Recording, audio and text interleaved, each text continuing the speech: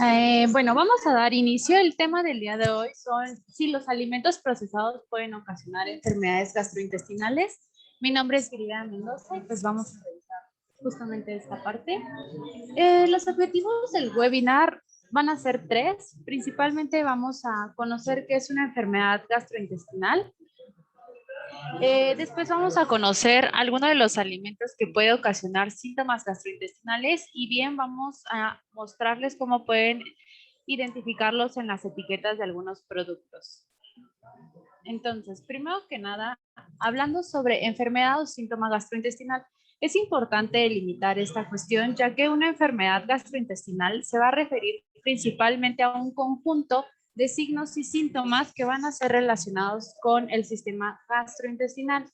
Se pueden presentar cambios físicos o químicos en todo nuestro tracto gastrointestinal y puede tener un origen realmente muy diverso. Entonces, cuando nosotros tenemos como toda esta combinación es cuando hablamos de una enfermedad gastrointestinal, mientras que un síntoma es algo que no tiene más allá que solamente un signo. No se acompañan de ninguna explicación anatómica u orgánica, son pasajeros y usualmente mejoran solos. Y si requieren medicamento, pues requieren un medicamento totalmente pasajero. Entonces, delimitando esto, hablamos sobre enfermedades gastrointestinales. Actualmente, las tres enfermedades gastrointestinales más prevalentes son el reflujo gastroesofágico, la dispepsia, o también conocida como gastritis, el síndrome intestino irritable, o lo que conocemos como colitis o colitis nerviosa. ¿Sale? Entonces, estos tres son justamente las enfermedades gastrointestinales. Estas enfermedades gastrointestinales se van a acompañar de diversos síntomas gastrointestinales.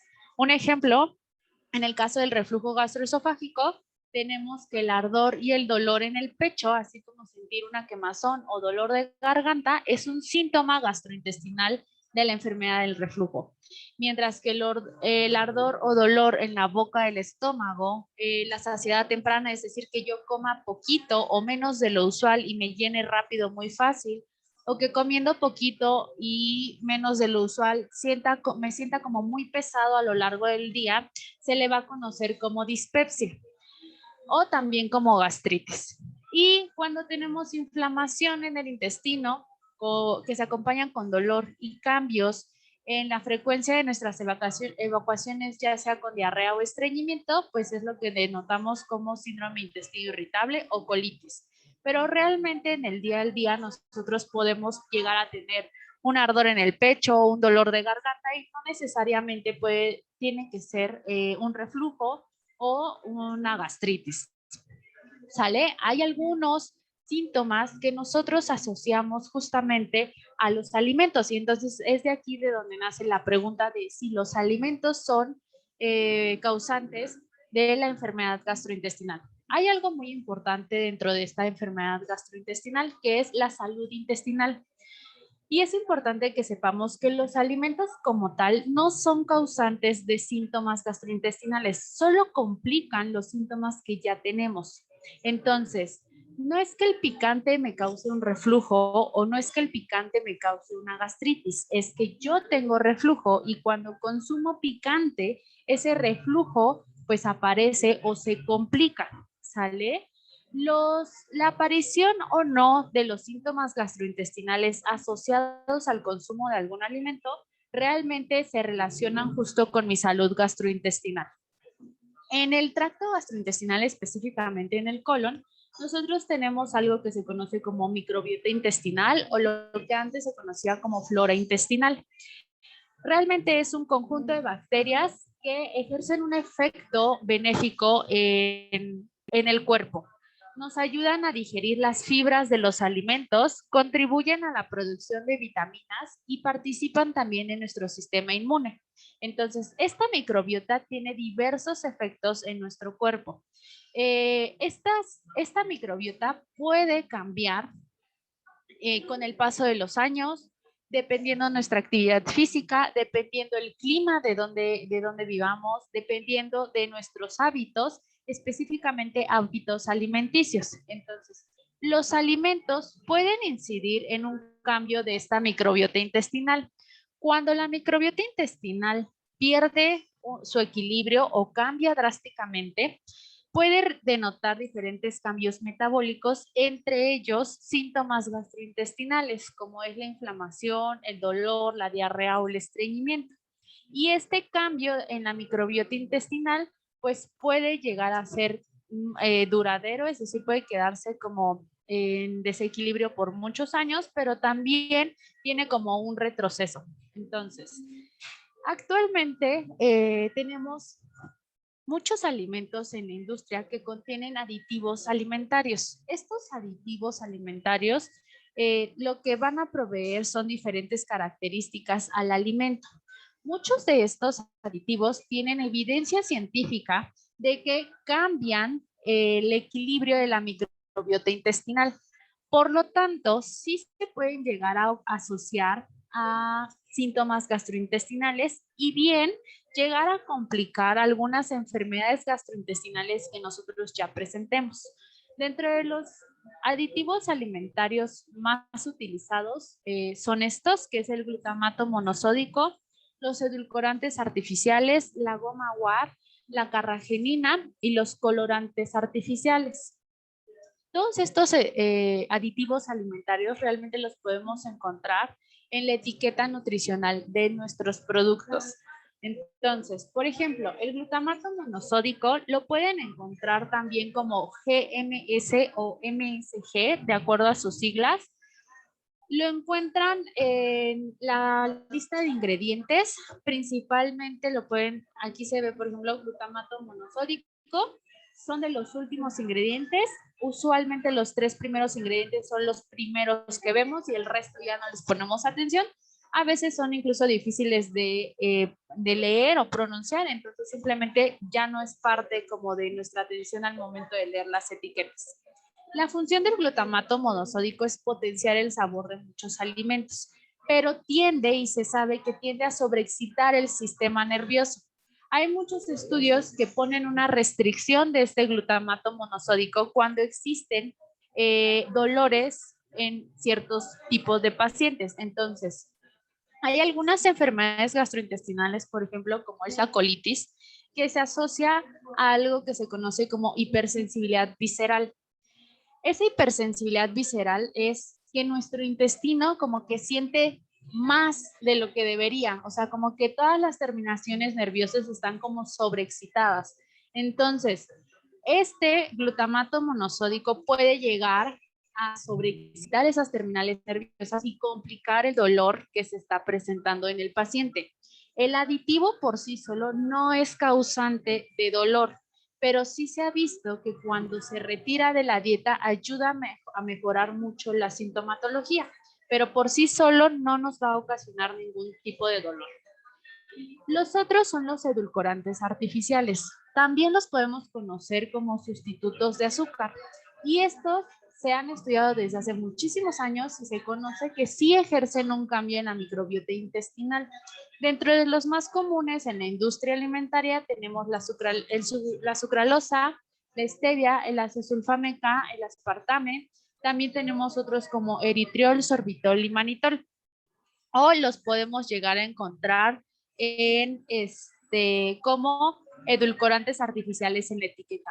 Es muy importante que sepamos que estos edulcorantes artificiales sí están regulados por, en este caso, normas mexicanas y todos los productos que tienen un edulcorante artificial están obligados a presentar de alguna forma o a reportar la cantidad de edulcorantes que tiene cada uno de los productos. Entonces, ¿qué es lo que sucede? Estos edulcorantes artificiales lo que hacen es que nos dan un sabor dulce, muchísimo más dulce, más bien como 100 veces más que el azúcar, ¿no? Entonces se utiliza en la industria ya que en menos cantidad podemos dar el mismo dulzor en ciertos alimentos. Aparte nos provee de pocas calorías.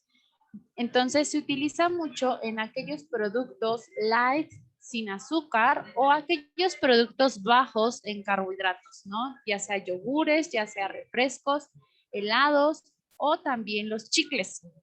Los podemos llegar a encontrar como sobrecitos y cada sobrecito pues usualmente nos aporta una buena cantidad de edulcorantes. ¿Qué sucede? Estos edulcorantes, al cambiar la microbiota intestinal, pueden llegar a relacionarse con gases intestinales y también con algún tipo de diarrea, sobre todo eritriol, sorbitol y manitol. Entonces, si yo ya tengo un síntoma como es la diarrea, lo ideal es que yo elimine de mi dieta aquellos alimentos que tienen eritriol, sorbitol y manitol. Estos principalmente van a dar como un sabor fresco al contacto, entonces principalmente los vamos a encontrar en los chicles, entonces es como de lo primero que se tiene que eliminar. La goma guar es otro de los aditivos. Esta es una fibra dietética. Es una fibra dietética soluble, lo que significa que cuando tiene contacto con el agua recubre parte del intestino y se utiliza en alimentos tanto sólidos como líquidos. Se ha propuesto que puede ayudar a los síntomas gastrointestinales por el hecho de ser una fibra. Pero es importante recalcar que esos estudios alrededor de la goma guar van solo en función de la goma guar, más no en una combinación con los aditivos alimentarios. Entonces es muy probable que en el momento que yo estoy consumiendo goma guar en algún producto industrializado que me va a aportar más aditivos, pues este efecto benéfico que tiene, pues literalmente se va a perder, ¿sale? El otro producto es la carragenina. Este es un derivado de algas marinas y se utiliza principalmente como estabilizador o espesante. Se encuentra en una gran variedad de alimentos. Puedes encontrarlo desde las cremas o desde helados o como cosas que sean como pastositas, ¿sale? No se degrada mucho en el pH gástrico, lo que significa que cuando nosotros lo consumimos puede pasar intacto hasta el colon, y en este caso se ha llegado a asociar esto en estudios de animales que causa inflamación intestinal, pero solamente se ha visto en estudios animales. Entonces, pues de ahí es que se tiende a pensar que este también puede ser un aditivo que puede ocasionar algún síntoma gastrointestinal. Y los otros son los colorantes artificiales. Se añaden principalmente a quesos, salsas, leches, helados, pasteles, dulces, chocolates y chicles. En estudios de animales también se han asociado a una respuesta inflamatoria en el intestino, y algunos otros estudios, vuelvo a lo mismo, en animales los han asociado a cáncer de colon. La explicación más básica es que vuelven a cambiar la microbiota intestinal y con esto pueden llegar a empeorar esa salud intestinal. La microbiota intestinal tiene, como les comentaba al inicio, efectos metabólicos, y uno de ellos es que sí puede ocasionar una inflamación. Cuando el sistema está inflamado, llega a tener como muchos desperfectos. Entonces es por eso que la salud intestinal es como tan importante en cualquier ámbito en general, pero sobre todo cuando el paciente ya tiene alguna clase de sintomatología.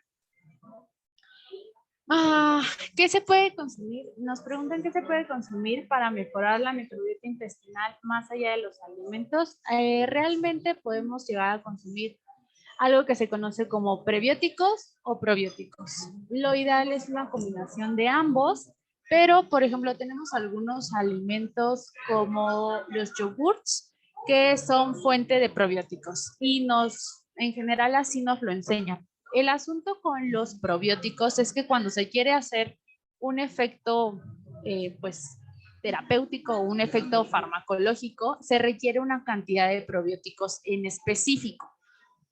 Una cantidad. Entonces, en general los yogurts siempre van a traer lactobacilos. Entonces, también en esta función, cuando nosotros sometemos a nuestro cuerpo a un solo tipo de probiótico, llega un momento en que ya no nos beneficia tanto. Lo ideal es consumir si voy a consumir probióticos, que sean literalmente bacterias intestinales en alguna otra presentación como cápsulas o ampolletas, y que se acompañen de prebióticos. Los prebióticos es más fácil encontrarlos pues en la vida diaria. Principalmente la fibra va a ser nuestro prebiótico y el consumo de frutas y verduras pues van a tener, es nuestra principal fuente de fibra junto con los cereales integrales, entonces van a ser una parte prebiótica en nuestro cuerpo y van a poder fomentar esa microbiota intestinal. Nada más que, por ejemplo, la microbiota intestinal tiene mucha evidencia de que cambia a lo largo de la edad, a lo largo de la vida, pero también a lo largo del día. Yo amanezco con una microbiota intestinal y termino con otra. Y dependiendo de lo que yo consuma, es cómo se va a comportar esta microbiota intestinal.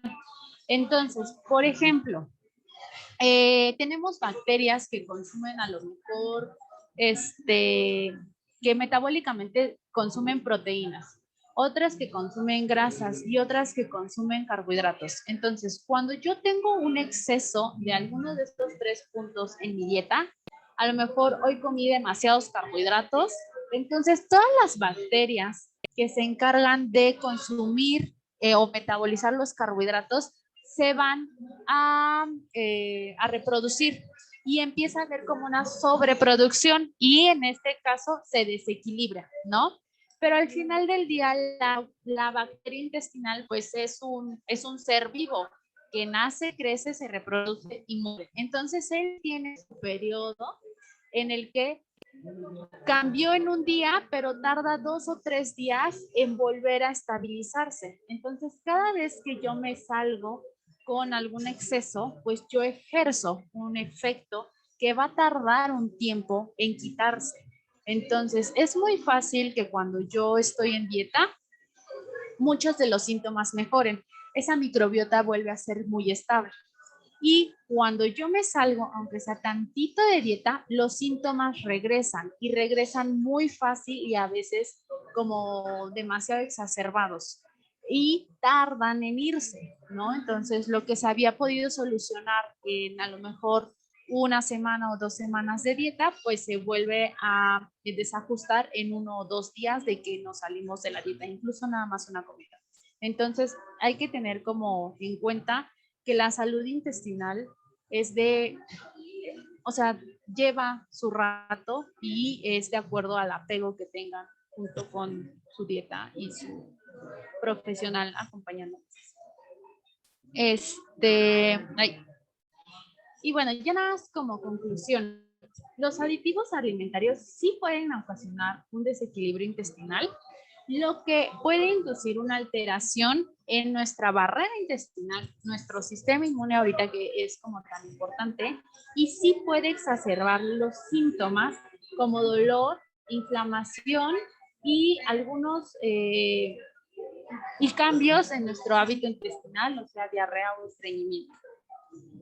La recomendación básica sería disminuir la cantidad de alimentos procesados, que yo trate de remitirme a una dieta lo más natural posible y que dentro de los alimentos procesados que yo consuma, yo me fije en la lista de ingredientes y trate de elegir aquellos alimentos que tienen menos de 7 ingredientes en esa lista, ya que cuando tenemos una lista de ingredientes bastante amplia es porque el alimento está súper procesado y muy posiblemente nos aporte hasta de los 5 aditivos que ahorita vimos, ¿sale? Entonces, y claro, si yo tengo un síntoma gastrointestinal, pues hay que tratar de resumirlos a lo mínimo y mantenerlo así para poder mejorar nuestra salud intestinal. Y sería todo. ¿Alguien tiene alguna duda, pregunta o comentario?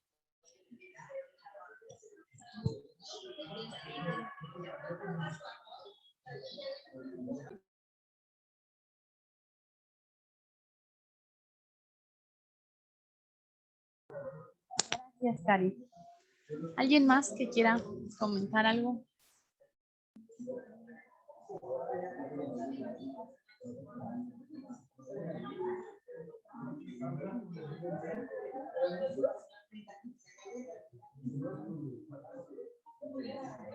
Ok, pues si no hay como más preguntas, prácticamente aquí quedaría el webinar. Muchas gracias. a los que se conectaron y pues estoy para cualquier cosa, pueden mandarme un mensajito.